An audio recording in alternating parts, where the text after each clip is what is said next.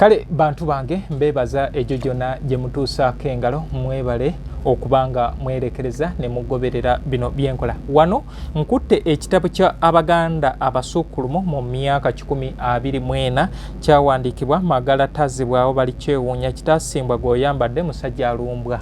Musajja ataasoma naye asobodde okubeera nga akola ebintu ebyabayivu oba abantu abandibadde nga baasoma n'okutuuka gye tulowooza nti yasoma gyakoma ate nga balemererwa okubeera nga bakola ebintu nga bino. Kale bwatyo Muzeeyi Magala yeerekereza n'afuna abamuyambako okubeera nga awandiika ekitabo kino. Abantu bangi beebuuza omuntu ataasoma awandiika atya? Sinti yawandiika naye bubeera bwongo bwe yabeera vision bearer.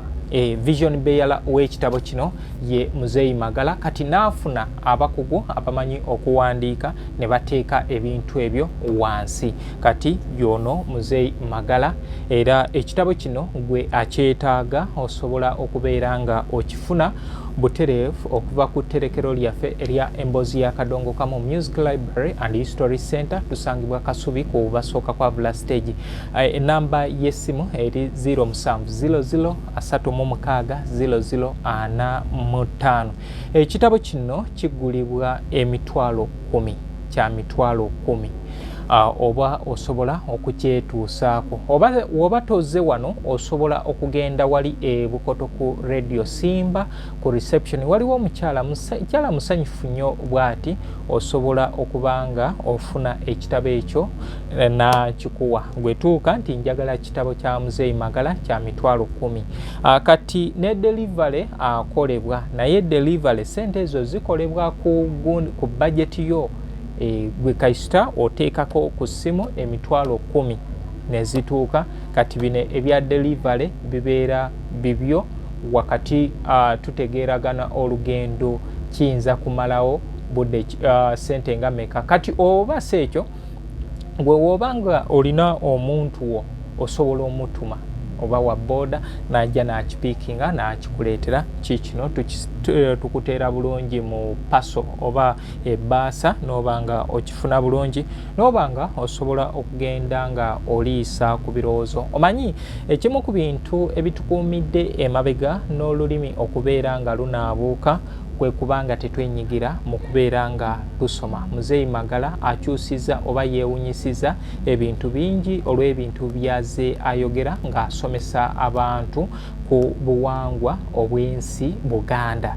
Naye ffe oba olyawo olw'okuba nti waliwo ebintu ebitategeerekeka bulungi byejja ne bigootaanya. Jjukira mu myaka gya 1968 Obote yajjawo seribasi y'olulimi Oluganda era ebintu awo byatandikira okubeera nga bigootaana. Era ekyo ekintu ffe abaagala Kadongo Kamu lwaki yasobola okubeera nga abuna eggwanga Uganda nti olulimi Oluganda kyenkana ku Uganda lutwala ebitundu nga 9.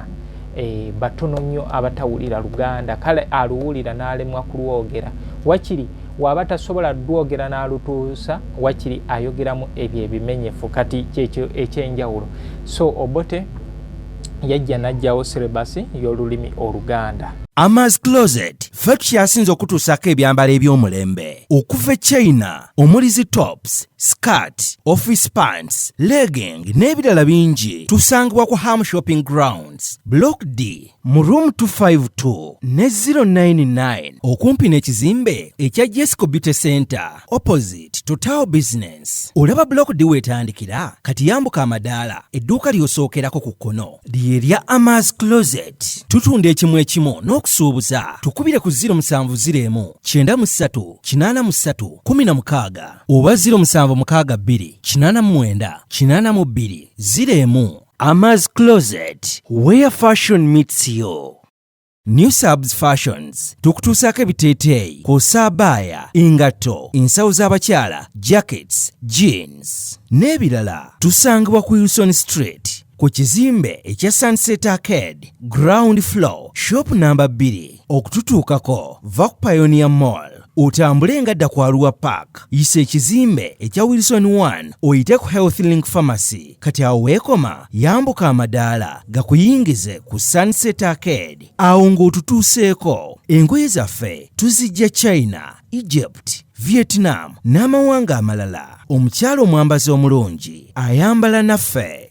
Yino Chikaya College School essomero eryegulidde erinnya mu kusomesa abaana ate ne bayita ssomero lya ddene boarding mix y'abawala n'abalenzi senior 1 paka senior 6 balina library science ko ne computer labs byonna bijjudde balina arts ne science subjects co-curricular activities ko ne section y'ebyemikono omuli okusiba enviiri okukanika n'ebirala ebigwa mu kkowe eryo omwana n'ava ku ssomero lino ng'ali self contained kyewuunyisa ensimbi zaabwe zeze zijja mu nsawo ya buli muzadde basange Chikaya Bulenga Mitiana Road okumanya bisingawo noti 757 mukaganya emwemu 57. B is a hotel and bar. Tusangibwa Nsago ku lw'Ennakawuka ku lw'empeereza ennungi tukola essaawa 24. Tulina ebifo ebisulwamu nga biyonjo ebiddaabirizibwa buli kadde ebyemizannyo ng'okulaga omupiira okuzannya pool n'ebirala. Ebbaala ejjudde obulungi emmere ekutuukako mangu paakingi nnungi ate nga security eri gguluggulo. Okubuukinga n'okumanya ebisingawo kuba ku 0790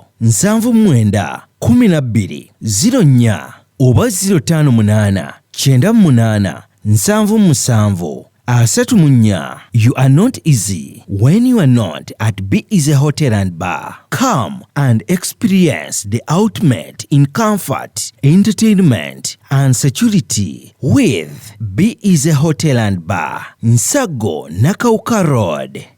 Plan B Records ye studio yokka ekuwa ekiri ku mulembe. Oyagala ku recordinga luyimba ku Plan B Records tulikodinga nyimbe z'ekika kyonna nga raga, reggae, kadongo kamu, afrobeat, band music n'ebika bya music byonna eby'enjawulo. Era tukozesa ba producer abalina obukugu. Kati gwalina essomero kwaya naawe omuyimbise kinoomu jangu tukolere oluyimba oluli ku mutindo ku miwendo egy'okuteesa. Plan B Records. Ama's Closet ffe tukyasinze okutuusaako ebyambalo eby'omulembe okuva China omuli zi tops, skirt, office pants, legging n'ebirala bingi. Tusangibwa ku Ham Shopping Grounds Block D mu room 252 ne 099 okumpi n'ekizimbe ekya Jesco Beauty Center opposite Total Business. Olaba Block D weetandikira kati yambuka amadaala edduuka ly'osookerako ku kkono lye lya Ama's Closet. Tutunda ekimu ekimu n'okusuubuza. Tukubire ku 0701 93 83 16 oba 0762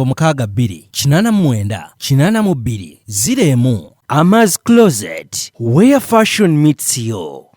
New Subs Fashions tukutuusaako ebiteeteeyi kw'ossa abaya, engatto, ensawo z'abakyala, jackets, jeans n'ebirala. Tusangibwa ku Wilson Street ku kizimbe ekya Sunset Arcade ground floor shop number 2. Okututuukako va ku Pioneer Mall otambule ngadda ku Arua Park yisa ekizimbe ekya Wilson 1 oyite ku Health Link Pharmacy kati awo weekoma yambuka amadaala gakuyingize ku Sunset Arcade awo ng'otutuuseeko. Engoye zaffe tuzijja China, Egypt, Vietnam n'amawanga amalala. Omukyala omwambazi omulungi ayambala naffe.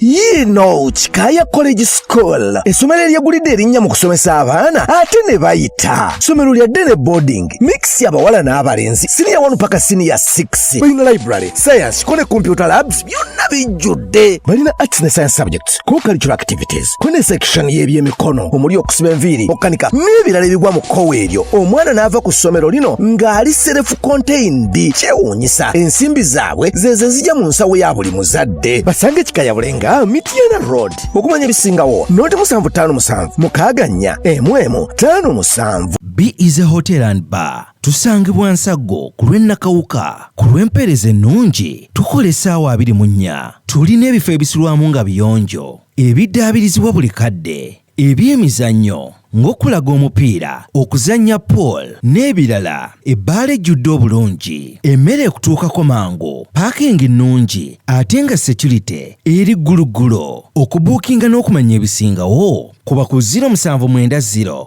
79 12 04 oba 058 98 77 Asatumunya, you are not easy when you are not at Be Easy Hotel and Bar. Come and experience the ultimate in comfort, entertainment, and security with Be Easy Hotel and Bar, Nsago Nakauka Road. Plan B Records ye studio yokka ekuwa ekiri ku mulembe. Oyagala ku recordinga luyimba ku Plan B Records. Tu recordinga nyimbe z'ekika kyonna nga raga, reggae, kadongo kamu, afrobeat, band music n'ebika bya music byonna eby'enjawulo. Era tukozesa ba producer abalina obukugu. Kati gwalina essomero, kwaya, naawe omuyimbise kinoomu. Jangu tukolere oluyimba oluli ku mutindo ku miwendo egy'okuteesa. Plan B Records. Naye gwe nkugamba nti ekitabo kikino musajja wa Kabaka omulya Nakamagala tazibwawo balikyewuunya kitasimbwa gw'oyambadde musajja alumbwa muzzukulu wa Eseri Nakibuuka eyazaalibwa mu 1919 n'afa nga 24 ogw'ekumi 1991. Ono ekyenjawulo Nakibuuka Eseri nti ye yafa mu 1991 za owange ekitange yafa nga 14 omwezi ogw'omwenda 2012 naye yazaalibwa 1919 kati ate era ono ne Saalongo Waswa tata wa Fred Mbalire Katete era naye yazaalibwa 1919 kati ndowooza babo bagenda baweza. So wano bagamba ono musajja wa Kabaka omulya Nakamagala tazibwawo bali kyewuunya kitasimbwa gw'oyambadde musajja alumbwa muzzukulu wa Eseri Nakibuuka yazaalibwa mu 1919 n'afa nga 24 ogw'ekumi 1991 akutuusaako amaanya g'Abaganda abasuukulumu mu ndowooza ye nga abasimbuluza okuva mu ndagaano ya 1900. Kyenzijukira ku 1900 baali bakola Buganda Agreement, wali ate mukwano gwaffe Mukajjanga yali ava mu bulamu bw'ensi. Njukira Mukajjanga yazaalibwa mu mwaka gwa 1800 yazaalibwa mu 1820 era bw'atyo n'afa mu 1900 emyaka yafiira ku 8. Kati noono ekitabo kino nti we yali akikola oba we yali agira yasimbuliza okuva mu 1900. Musajja wa Kabaka ono yeddira Lugave ava mu ssiga lya Natigo mutuba gwa Muwakanya olunyiriri lwa Musagala. Musajja omuyivu kubanga batugamba nti oluzungu luno ebiseera ebisinga lutuyamba kubeera nga tuyiga kugatta na kulwogera naye nga amagezi amazaale go omuntu azaalibwa nago. Kale kyekino ekitabo kya Muzeeyi Magala gwe akyetaaga osobola okunsanga wano Kasubi ku basooka kwa Bula stage wenkolera emirimu gyange oba n'ogenda ku reception ya Radio Simba. Ekitabo kino woba okyagala kiri ku $10 era nkubiriza abantu benkolagana nabo nti buli omu yandibadde nga ekitabo kino wadde okusoma si culture yewaffe wano kisome ekigule okiteekewo woofiisi za akadde n'osoma page 3 kubanga kiina page 2 kiina page 226. Yes, kiina pages zizino 226. Kale nkusaba nti weerekereze n'ofuna page ate bakikubye mu kyapa ekitegeerekeka. Ebigambo si bye biri ebyaffe ebigenda okubeera nga bikola ki bitulumya n'atuteerawo n'ebifaananyi munnaaye ebitujjukiza ebyo bye yali ayogerako. Kyekyo ekyenjawulo ti writers oba abawandiisa abasinga bagenda muwawa naye ono nga akuteerawo n'ekyo ekisobola okulaga ekyo kyali mu kugira. So abantu mikwano gyange mwena gye muli mama w'abaana munnaye ku Be Easy tutwaleyo ekitabo kino wabeerewo kopi. Hajati ku New Subs naawe wantegeezeza nti ojja kwetaagayo kopi. Mwami Mubiru Charles ku Kikaaya College School naye ku Kikaaya ndowooza tetwetaagayo ekitabo kimu.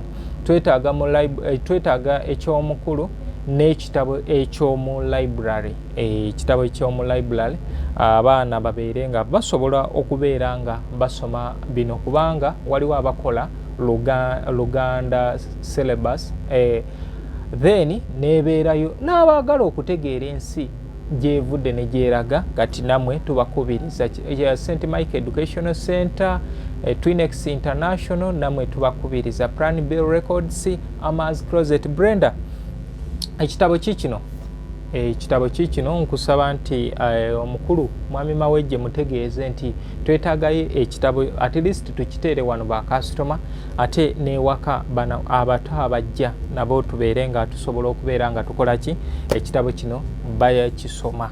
Kale bwe tutyo we tugenda okubeera nga twongera ku buwangwa bwaffe ensi yaffe okwongera ogipromotinga n'okugitegeera naye nga nkugamba nti ekitabo kino gwe akyetaaga weekiri wano si yeno kopi yokka eriwo oyinza olowooza nti ayi eno ninawo copies eziwera naye olw'okwagala kino kya kuba displayingira mulabe ekiki so mukadde wange Muzeeyi Magala tugende tubeere nga tumuwagira wadde eri byagana agamba munnaye yajja n'amaalo ag'omukyalo ab'ekibuga ne bamulagako naye nze neebaza buli eyeerekereza n'abeera nga yagenda nange ng'omuntu nagenda omwami oyo nno nzaani gwagamba nti Muzungu David munaye nkwenyumirizaamu nnyo mu nsonga zino eza kadongo kamu nti onzimbye kinene nnyo nzaani nze yandibadde azimba Muzeeyi Magala kati kyekyo kiraga nti mu nsi muno mwe tutambulira buli muntu yeetaaga munne kati Muzeeyi Magala obudde buno nze eyandibadde amwegomba olw'ebintu bino kubanga nange naliwo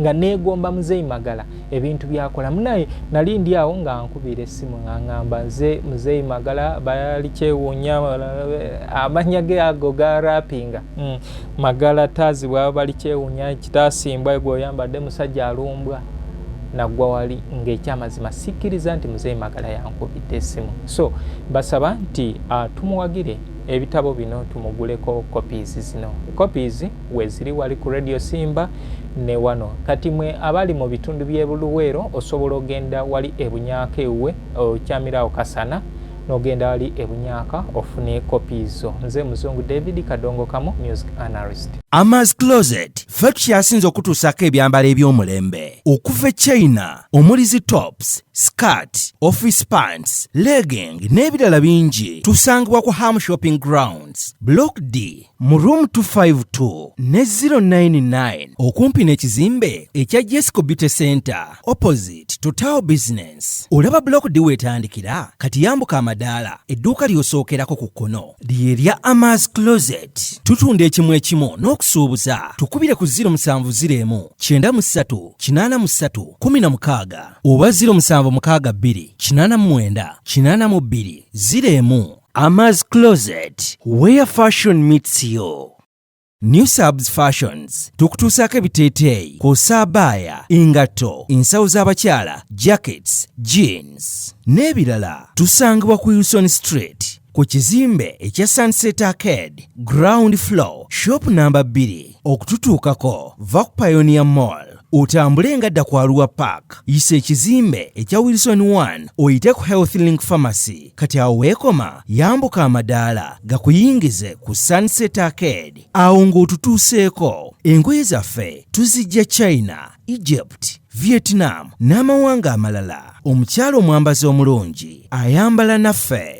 Yino Chikaya College School essomero eryegulidde erinnya mu kusomesa abaana ate ne bayita ssomero lya Dene Boarding mix y'abawala n'abalenzi senior 1 paka senior 6 balina library science ko ne computer labs byonna bijjudde balina arts ne science subjects co-curricular activities ko ne section y'ebyemikono omuli okusiba enviiri okukanika n'ebirala ebigwa mu kkowe eryo omwana n'ava ku ssomero lino ng'ali self contained kyewuunyisa ensimbi zaabwe ze zijja mu nsawo ya buli muzadde basange Chikaya Bulenga Mitiana Road okumanya bisingawo noti 757 mukaganya emwemu 57. B is a hotel and bar. Tusangibwa Nsago ku lw'Ennakawuka ku lw'empeereza ennungi tukola essaawa 24. Tulina ebifo ebisulwamu nga biyonjo ebiddaabirizibwa buli kadde ebyemizannyo ng'okulaga omupiira, okuzannya pool n'ebirala. Ebbaala ejjudde obulungi, emmere ekutuukako mangu, paakingi nnungi ate nga security eri gguluggulo. Okubuukinga n'okumanya ebisingawo kuba ku 0790